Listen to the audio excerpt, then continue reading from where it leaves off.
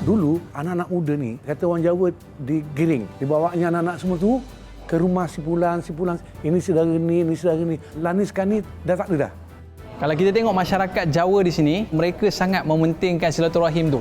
Budaya Jawa itu masih ada, namun seperti di tempat lainnya, kian pudar dianjak waktu. Sangatlah sayang untuk generasi muda ni tidak mengekalkan tradisi dan budaya-budaya orang lama yang sudah turun-temurun selama ni.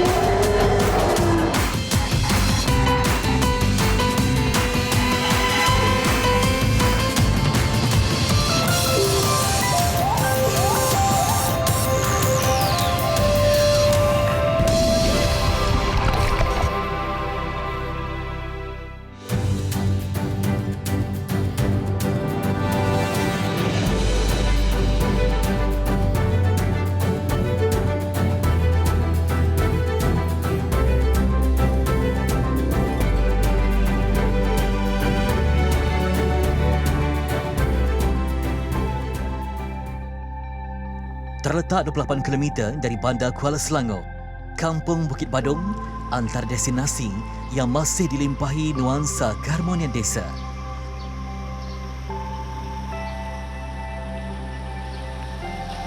Kampung ini dibuka pada tahun 1915 oleh penderoka yang dikatakan bersalah silah dengan komuniti Jawa berasal dari daerah Pacitan, Magelang dan Ponorogo, Indonesia. Kebanyakan mereka adalah pekerja di ladang kopi, getah dan tanah yang baru dibuka di Pulau Jawa.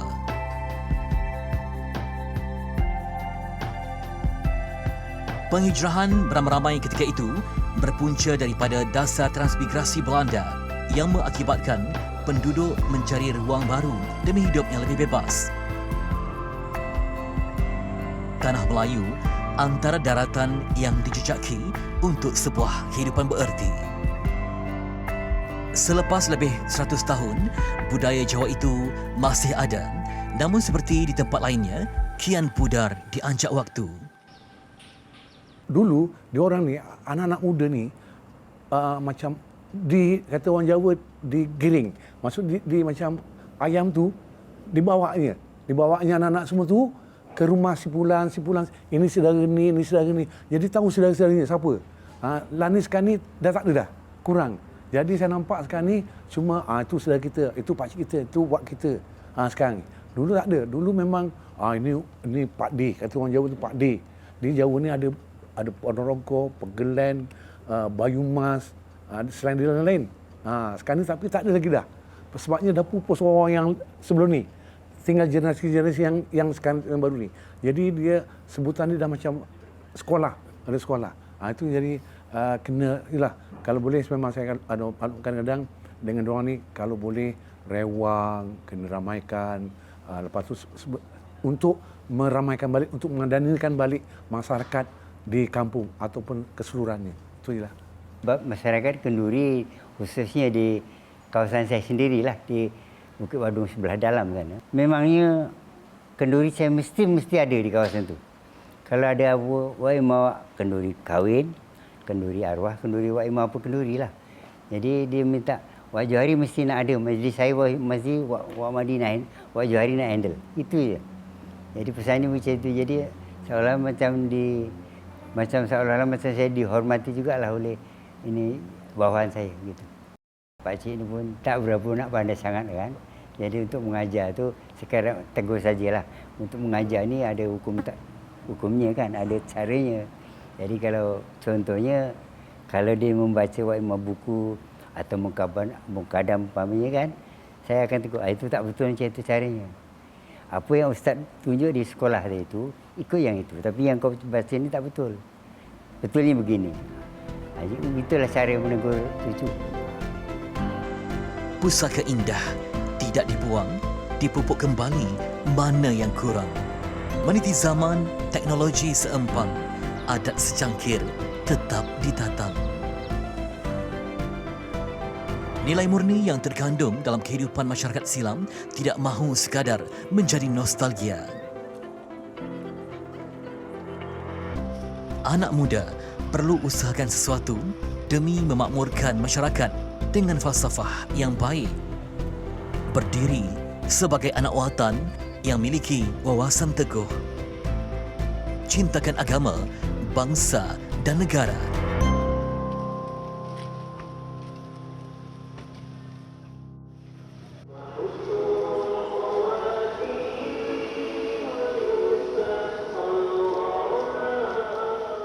Masjid ini terbina dari semangat gotong royong yang cukup luar biasa.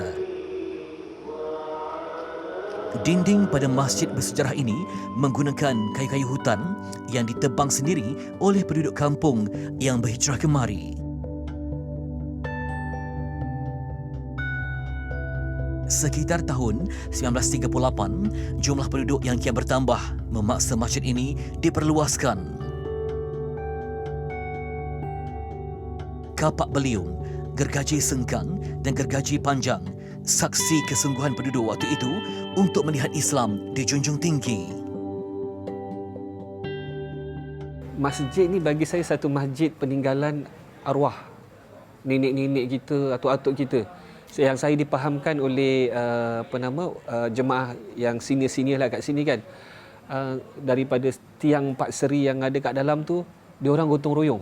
Kebanyakannya masjid ini dibuat dalam situasi gotong royong atuk-atuk kita dulu. Jadi sekarang ni kebanyakannya waris-warisnya memang menjaga masjid ni.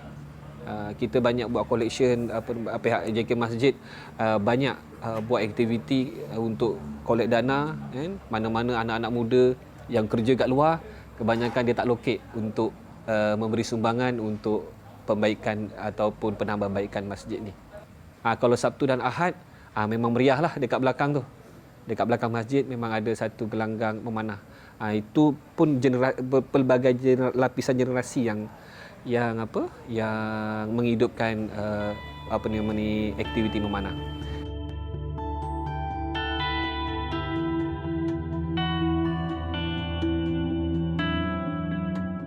Pepatah Jawa menyebut rukun Agawen Santosa, yang bermaksud hidup rukun pasti akan sentosa dan bahagia. Itulah yang menjadi pegangan kepada masyarakat di sini yang mana masih mengamalkan hidup yang bersatu padu dengan masyarakatnya, mengutamakan tradisi budaya yang diwarisi turun-temurun seperti baraan dan nasi ambang yang ada falsafahnya.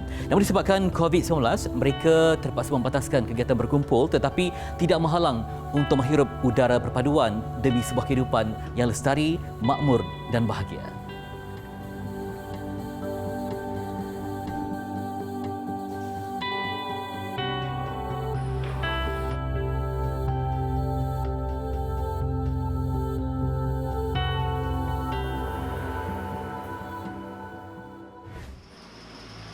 Bukan hanya berpadu dalam membina saf dan kekuatan jemaah, nilai murni itu dibawa dalam segenap aspek kehidupan, termasuk ketika menjamah rezeki.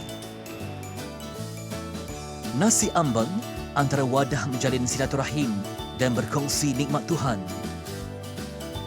Enak pada ramuan, nikmat pada persaudaraan. Kalau ikut asal-usul dia, nasi ambang ni sama juga dengan macam nasi balauk. So benda ni adat lah, adat orang Jawa dulu-dulu lah. So macam saya generasi yang ketiga, saya cuma follow saja dia punya, jangan bagi matilah dia punya tradisi dia, itu sajalah. Zaman dulu dia orang bila ada nasi ambang ni adalah untuk kenduri tahlil. Kenduri tahlil kematian ataupun untuk menyambut bulan puasa lah. Biasanya dia akan buat nasi ambang ni lah. Tapi zaman sekarang ni nasi ambang ni dah tak ada musim. Hari-hari pun ada. Orang panggil ni sambal tumis Jawa. Dia ada so'on, dia ada kentang dan dia ada tempe.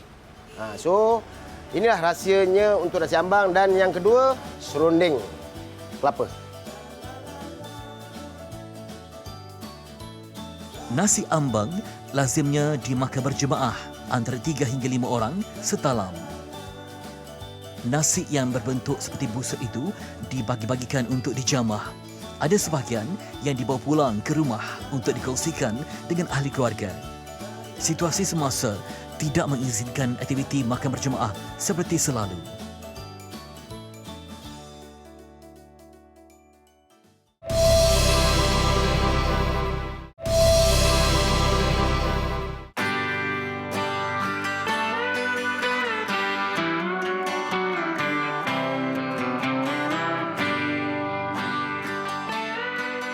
Assalamualaikum semua.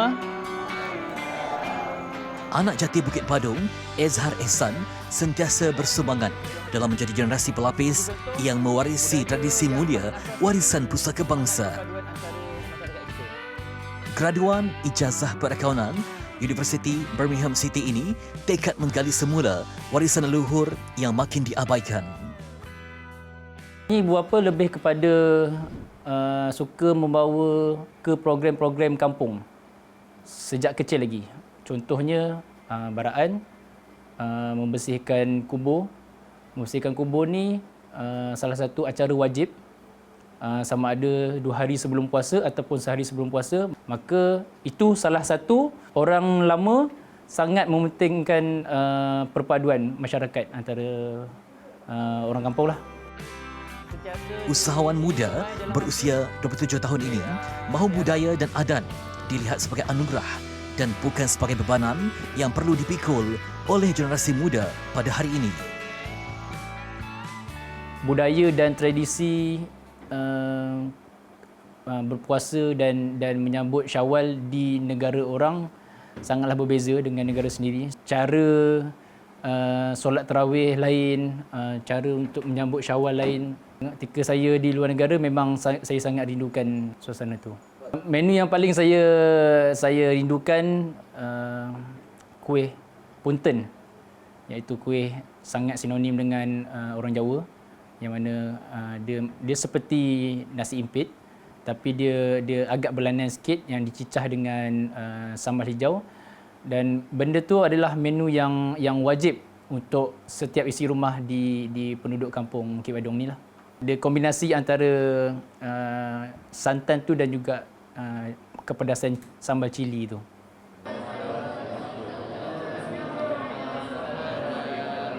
Tahfiz Darul Quran wal Hadis Bukit Padung, tempat masyarakat menumpahkan idea, kudrat dan infak demi melihat kampung tercinta disinari dengan ilmu Al-Quran. Pentingnya pusat ilmu di sebuah kampung ni sebab ada 2 perkara yang Allah janjikan bagi sebuah tempat yang ada majlis ilmu ini, yang mana Allah janjikan berkah. Nazalat alaihimus sakinah, bukan saja berkat, Allah turunkan ketenangan dia. Sebab tu kita jadikan tahfiz ni sebagai bukan saja pusat tahfiz, dan kita ada kelas pengajian dewasa. Bukan saja kelas pengajian dewasa, kelas pengajian pra-tahfiz pun ada. Daripada 5, 6, 7 tahun pun ada di waktu malam. Sebab tu kita ajak orang kampung untuk sertai kita dengan yuran yang percuma untuk sertai kelas kita di sini.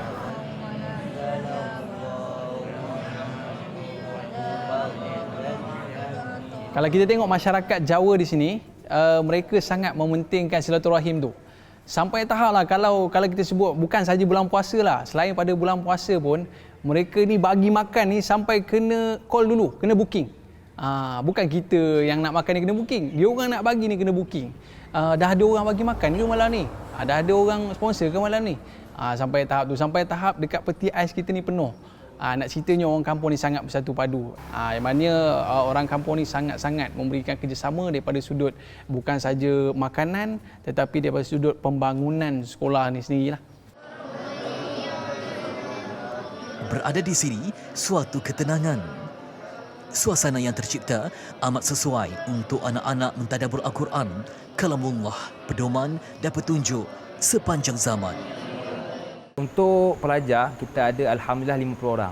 Pada awalnya kita hanya ada dalam 10 orang, tapi lama-kelamaan Alhamdulillah 50 orang. Dan memang kita tak ambil banyak kerana kuota tahfiz kita cukup-cukup 50 orang. Dan kalau bidang di bahagian pentadbiran, kita ada lebih kurang 3 orang guru Quran dan 5 orang untuk bahagian pentadbiran lah. Ini ikutkan tahfiz ni dibuka pada tahun 2018. 2018 lebih kurang 3 tahun lah. Mana kalau masuk raya tahun ni 4 tahun lah, 4 kali Syawal.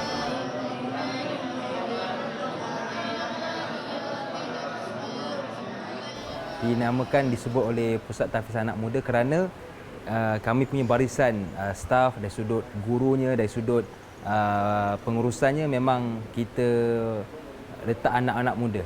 Letak anak muda, kalau tengok kita punya guru Quran pun ustaz-ustaz yang muda, dan di bidang pengurusan pun kita ambil yang muda-muda.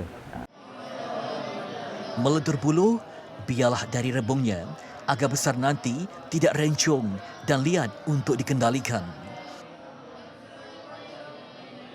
Jiwa anak-anak yang suci mudah menerima ilmu jika ditarbiah dengan cara yang tepat.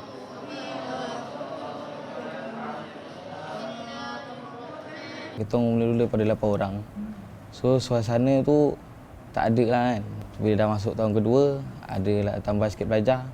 Suasana tu makin lama makin jadi. Macam bulan puasa lah. Bulan puasa ada kadang ada orang panggil jadi imam tarawih kan. Tu biasa dapat kenduri tahlil, kalau macam raya pula. Biasa ada jugalah orang panggil-panggil datang rumah.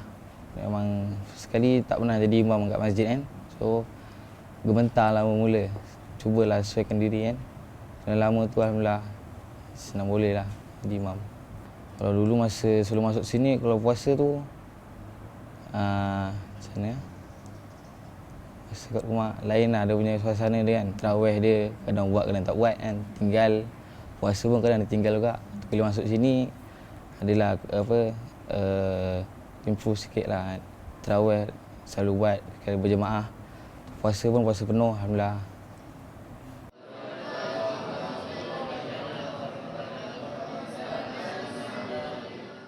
Semua masih bertenaga?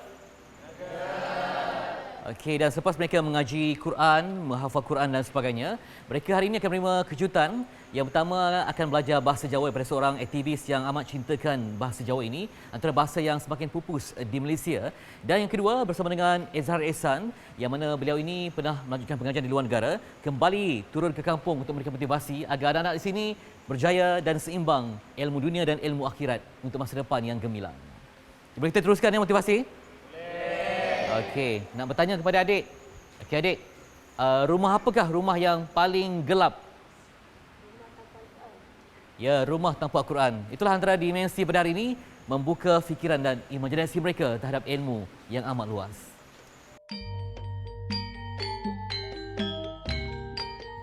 Hari ini, para pelajar tahfiz menerima kejutan daripada penulis buku yang berjuang memfasihkan anak muda dengan bahasa Jawa. Perkataan saya daripada perkataan yang paling kasar. Aku yang lebih halus. Yang paling halus. Dalam, wah hebat. Ada 13 bahasa yang hampir pupus. Bahasa Jawa adalah salah satu daripadanya. Apa yang saya buat adalah saya belajar daripada asas benda-benda yang basic dan saya cuba praktiskan. Tetapi masalahnya adalah di Malaysia saya cuba bertutur bahasa Jawa halus dengan mak saya. Mak saya sendiri dah tak ingat sangat. Ayah saya pun ingat sikit-sikit tapi tak boleh bertutur dengan lancar. Jadi apa yang saya buat waktu tu adalah saya bertutur dengan orang Jawa yang imigran yang bekerja di Malaysia. Saya cuba bertutur bahasa Jawa halus dengan mereka dan saya mula dapat connect the dots kat situlah. Bukan bererti terlalu mengagungkan Jawa. Niatnya hanya mahu menyelamatkan bahasa tuduran ini daripada pupus dan tenggelam di badai kebesatan pembangunan dunia moden. Dia lebih kompleks daripada yang kita nampak bahasa Jawa ni. Sebab bahasa Jawa yang kita gunakan rata-ratanya hari ini banyaknya menggunakan Jawa kasar. Tapi bahasa Jawa ni umpamanya kita belajar 3 bahasa. Sebab kita ada perkataan Jawa kasar tu sendiri, Jawa yang halus sikit dan Jawa yang lebih halus. Dan dia tidak terhad kepada kata ganti nama. Dia lebih daripada itu. Contohnya saya tunjuk tadi perkataan tidur. Dia ada 3 perkataan. Turu, tilem dan sare. Perkataan makan pun ada 3. Jadi benda ni yang membuatkan dia lebih menarik lah waktu tu. Yang membuatkan saya lebih menarik untuk belajar. Sebab dia agak susah waktu tu. Jadi kita lebih challenge diri kita untuk belajar waktu tu. Okey, kalau kamu bahasa Jawa adalah kowe.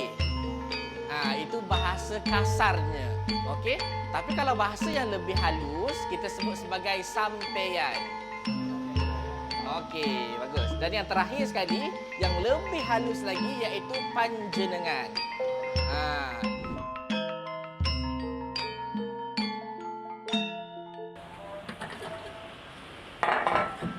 Sebagai juadah istimewa orang Jawa, punten jarang ditemui di gerai-gerai makanan utama.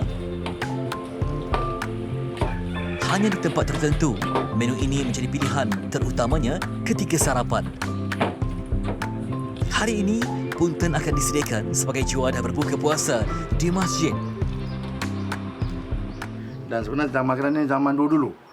Dan sekini dah lama dilupakan dan sekarang ni dah mula diperkenalkan semula. Bahan-bahannya ialah beras, santan, air, garam dan juga udang kering. Ditumbuk sebelum sejuk.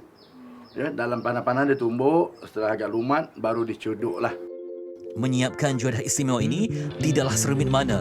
Kelihatan seperti nasi himpit tetapi rasanya berlemak kerana dimasukkan santan seperti membuat nasi lemak. Cuma apabila membuat punten, jumlah air dilebihkan untuk mendapat tekstur nasi yang lembut. Kemudian dicetak ni mengikut cita rasa masing-masing. Ada setengahnya tu diletak dalam talam, kemudian dilenyek rata, mungkin boleh dipotong. Dan ini saya buat, saya gunakan sanduk untuk seketul-seketul dan dimakan semasa sejuk. Tak boleh makan masa panas. Dia panas, dia lembik. Dia nak yang keras. Macam kita makan nasi impit. Begitulah. Ya, mana nasi impit tak boleh makan masa panas. Macam tu dia.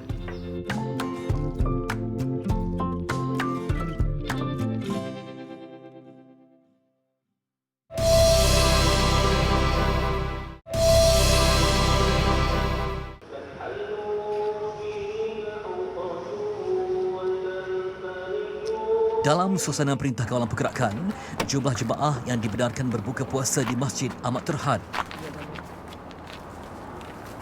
Namun jumlah jemaah untuk solat fardu, termasuk solat tarawih, adalah berpandukan kepada keluasan atau kapasiti masjid. Kemeriahan berbuka puasa di rumah Allah dengan jumlah jemaah yang ramai bagaikan saudara amat dirindui. Alhamdulillah, kalau Masjid Bukit Badung ni, masjid lama ni, anak-anak muda kalau ikutkan waktu sebelum PKP, musim-musim COVID ni lah kan, memang meriah, memang ramai. Saya sangat rindukan suasana dekat masjid ni. Ya, bayangkan saya daripada sekolah rendah, umur saya sekarang dah 42 tahun. Saya masuk masjid ni umur 8 tahun, saya dah ulang-alik lah daripada rumah ke masjid sini. Dulu masjid ni memang cukup makmur lah. Dari segi aktiviti aktiviti kemasyarakatannya kan. Jadi warga penduduk yang dah berusia yang duduk dekat masjid ni sangat memainkan peranan lah sebenarnya.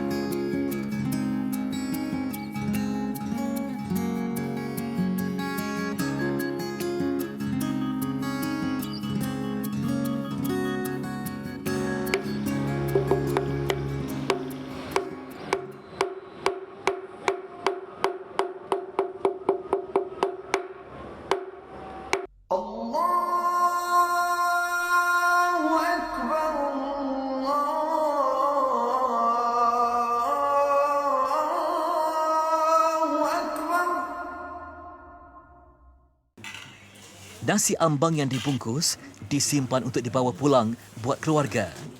Makanan hasil sedekah di bulan mulia berkah dan menjadi lambang hidup bermasyarakat. Begitu juga dengan punten, dijamah dengan rasa syukur sekalipun dalam suasana menentang wabak COVID-19 yang berisiko membawa mudarat. Sebenarnya amba dah lama. Lama sampai lahir pun kalau dulu beri kenduri balik bapaknya mesti tunggu ambeng. Sampai tak makan tunggu ambeng. Masa tu kan susah. Bila dapat ambeng kumpul sambil licin. Tapi sekarang ni, zaman sekarang ni dah macam-macam makanan. Dan ambeng ni cuma dari besar dulu, saya jadi kecil dah. Cuma namanya tradisi ada lagi ambeng. Itu menyemarakkan lagi suasana orang Jawa tu dipanggil. Itulah tradisi. Nasi ambeng ini juga menjadikan satu pengeratan ukhuwah. Jadi contohnya kalau satu orang tu senang cerita makan 4 orang. Jadi selebihnya nasi itu dibungkus masing-masing antara 4 orang ni. Jadi bagi 4, selebihnya itu dibungkus untuk 4 orang itu juga. Maksudnya bagian masing-masing lah. Jadi itu dinamakan, ada nama sendiri, berkat nama dia. Bahasa Jawa sini sebutnya berkat, walau berkat tu umum kan. Tapi bila berkat kenduri ni sebutnya berkat gitu. Anak muda seperti Ezhar dan sahabatnya menjadikan masjid sebagai ruang berbakti. Jemaah lebih tua disantuni dan dihormati. Malam Ramadan, tempat dua generasi memaun ukhuwah membina jalinan kemesraan.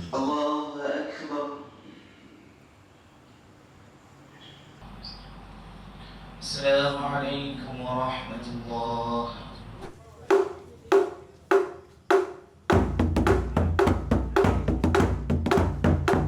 Selepas tarawih, suasana bergema dengan ketukan kentung dan beduk lantas memanggil keterujaan jemaah untuk melihat tradisi ini yang hanya dilakukan ketika bulan Ramadan. Dua penduduk kampung, Jaafar Johari dan Hashim Sairi, bersemangat memukul alat tradisional yang sebati sebagai gema seruan atau memanggil orang untuk ke masjid. Suatu masa dahulu, beduk atau dikenali sebagai tabuh ada waktunya dipalu untuk mengkhabarkan hal-hal kemasyarakatan seperti kematian penduduk. Dia kematian, dia ada bunyi kentung tapi dia punya irama dia lain. Irama untuk berlaku kematian lain, bila masuk waktu irama dia lain. Awal-awal dulu kita di kampung ni rumah semua jauh-jauh. Jadi tujuan dia satu, bila kita buat kentung tu, satu untuk masuk waktu. Ataupun biasanya kalau bulan puasa untuk waktu berbuka puasa. Jadi dari situ kita terus buat bila selesai tarawih, mana bila dalam selawat, so kita terus pukul beduk dan kentung. Jadi berterusanlah sampai sekarang. Takbir raya tu, masa bila besok raya kan, malam tu kita memang pukul beduk. Pukul beduk dan kentung. Itu menandakan besok dah waktu Aidilfitri macam tu. Meraihkan. Kadang-kadang kita bawa ni naik lori, kita ketuk, bawa pusing kampung. Maksudnya menandakan kita akan menyambut Aidilfitri lah esoknya. Jadi mungkin sampai ke malam. Masa untuk tujuan dia lah untuk kita kumpulkan budak-budak muda ni kan, biar sama-sama buat benda macam tu. Jadi mungkin ia akan berterusan lagi lah. Menurut mereka, kentung yang terdapat di masjid ini sudah berusia lebih 80 tahun. Beduk pula menjangkau usia 50 tahun. Ini sebenarnya dia turun-temurun. Kalau dulu orang-orang yang veteran, jadi kita mana generasi kedua, generasi ketiga tu dia akan terikut. Mana terikut, jadi kita belajar dengan dia orang macam mana nak ketuk beduk, macam mana nak ketuk kentung tu. Jadi kita, tapi generasi sekarang ni dah kurang sikit lah. Sebab dia dah kurang minat benda-benda macam tu kan. Kita cuba ajar dia orang macam mana cara nak pukul beduk, cara nak pukul kentung, dan kita akan cuba untuk hidupkan kembali lah. Maksudnya macam bila masuk waktu kita akan cuba untuk hidupkan kembali, masuk waktu kita kentung balik. Jadi mungkin dari situ akan berterusan lah sampai generasi-generasi akan datang. Kualiti kayu dan pembuatan membolehkan alat bunyian ini bertahan lama.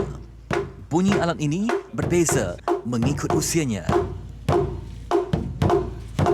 Ini dia ada kayu ciku ataupun kayu kata orang tu kayu rambai. Yang bunyi sedap lah.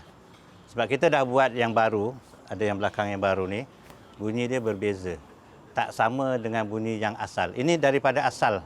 Asal masjid ni dibuka, kita diorang dah buat, mana saya ni dah generasi ketiga dah. Anda yang tua sudah lemah kudratnya, tenaga pemuda menjadi kesinambungan meneruskan rikmat dakwah di desa tercinta.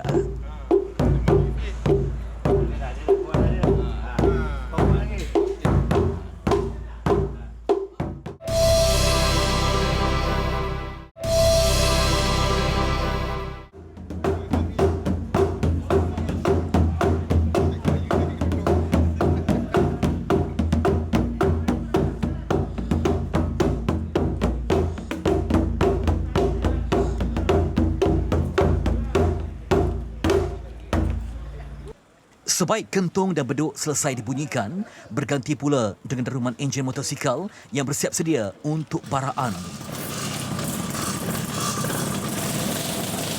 Baraan ialah istilah Jawa yang merujuk kepada aktiviti ziarah beramai-ramai ketika hari raya. Perintah Kawalan Pergerakan sejak setahun yang lalu membataskan aktiviti tradisi ini diadakan demi menjaga penjarakan fizikal dan keselamatan bersama.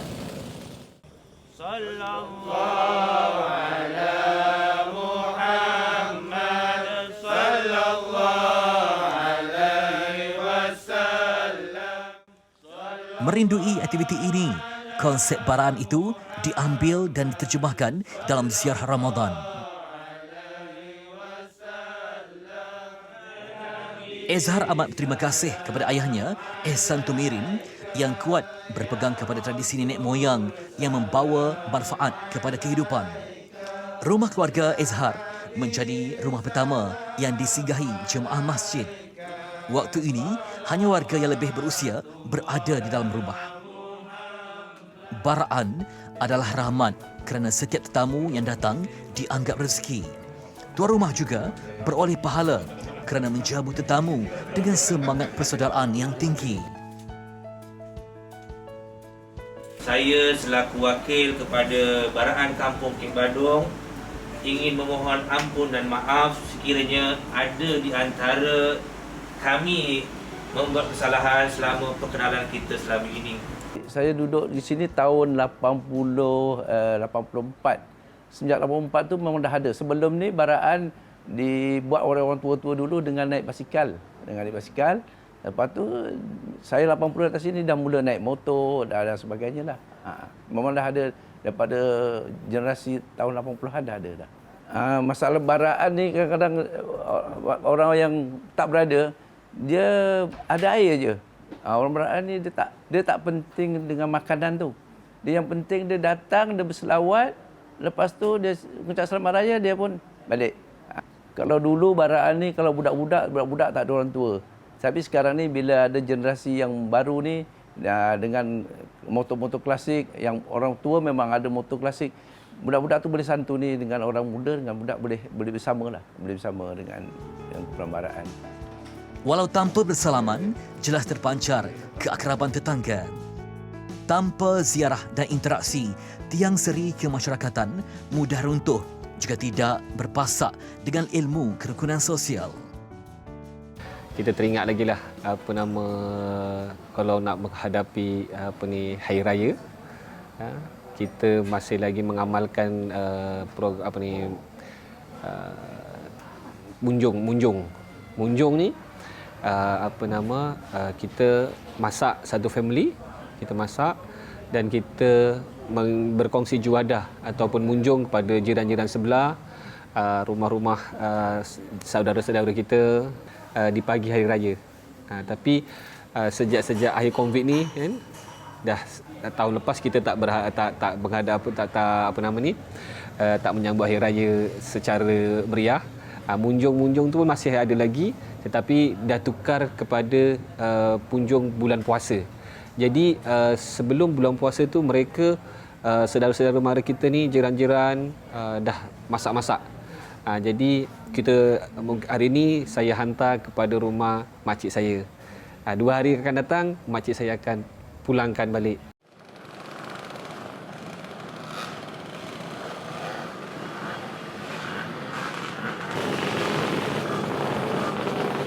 Pergerakan motosikal teruskan di rumah kedua. Rumah seorang penduduk, Muhammad Ishak Mokhtar, menjadi singgahan kali ini. Ini rumah yang kedua dalam baraan pada malam ini, yang mana biasanya baraan ini dilakukan pada Aidilfitri, tetapi disebabkan tahun lepas tidak ada langsung baraan dilakukan kerana PKP yang begitu ketat. Tapi kali ini, tahun ini nampaknya ada kelonggaran, boleh berterawih, nampaknya boleh ada bazar Ramadan, jadi dipercepatkan ataupun diambil konsep baraan itu untuk diterjemahkan dalam semangat perpaduan sesama masyarakat kampung yang mungkin rindukan suasana bermuasyarah, suasana bergotong royong dan suasana bertemu dengan sahabat handai, jiran tetangga untuk untuk meluaskan makna silaturahim itu sendiri. Jadi hari ini masih mematuhi SOP-nya dengan ada ruang pencerakan, memakai pelitup muka dan juga sama-sama menjaga keselamatan bersama agar dapat diputuskan rayaan COVID-19 tanpa menjejaskan silaturahim yang diimpikan.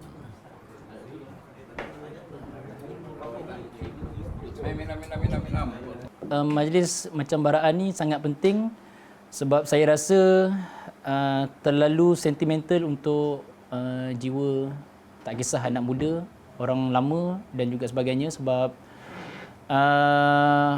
kita bukannya nak apa sangat, cuma kita nak memupuk semangat perpaduan tu, kita nak berjumpa dengan masyarakat orang kampung. Jadi sangatlah sayang untuk generasi muda ni tidak mengekalkan tradisi dan budaya-budaya orang lama yang sudah turun-temurun buat selama ni. Ramadan menghampiri Syawal.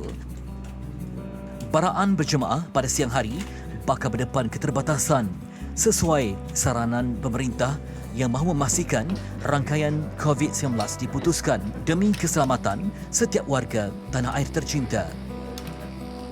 Ruang yang ada ketika udara Ramadan masih tersisa dimanfaatkan sebaik mungkin walau terhad hanya kepada 2 rumah sahaja. Hal ini bagi memastikan peserta baraan dapat berehat secukupnya sebelum melaksanakan ibadah sunat seperti tahajud dan seterusnya bersahur. Sebelum fajar siddiq terbit dan membawa cahaya bening subuh, gema baraan belum menoktahkan alunannya. Kali ini, sahabat-sahabat Izhar berkumpul untuk mengejutkan penduduk bangun bersahur. Tanpa jumlah yang ramai seperti selalu, mereka tekad mewarnai dan meneruskan tradisi ini. Biar tidak semeriah dulu, asalkan penduduk dapat merasai kobaran muafakat dan menyelami simbol penduduk yang saling mengambil berat hal ehwal kejiranan.